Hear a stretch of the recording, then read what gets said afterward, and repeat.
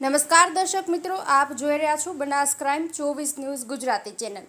હવે જોઈએ આજના મુખ્ય સમાચાર।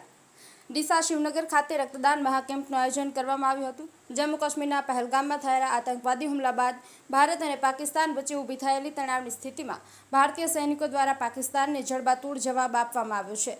ભારતીય સૈનિકોના માટે રક્તદાન કેમ્પ યોજી રક્ત એકત્રિત કરવામાં આવી રહ્યું છે। ત્યારે શિવનગર ખાતે ક્લિનિક ચલાવતા ડોક્ટર ખુશ્બુ પ્રજાપતિ અને જીવનધારા ચેરિટેબલ ટ્રસ્ટ દ્વારા રક્તદાન કેમ્પનું આયોજન કરવામાં આવ્યું હતું।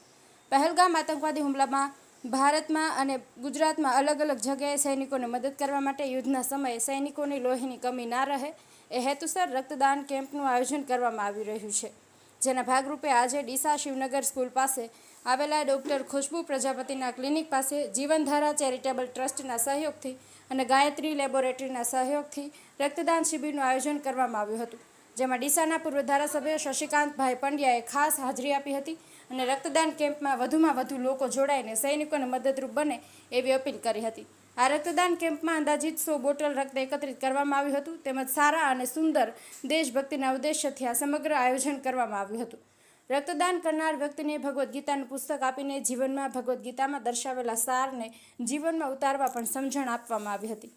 આ સમગ્ર આયોજનમાં ડોક્ટર ખુશ્બુ પ્રજાપતિ દ્વારા આવનારા તમામ રક્તદાન કરનાર વ્યક્તિઓને સૂઝભરી સમજણ આપવામાં આવી હતી અને ખડે પગે રહીને આયોજનને સફળ બનાવવા માટે મહેનત કરી હતી।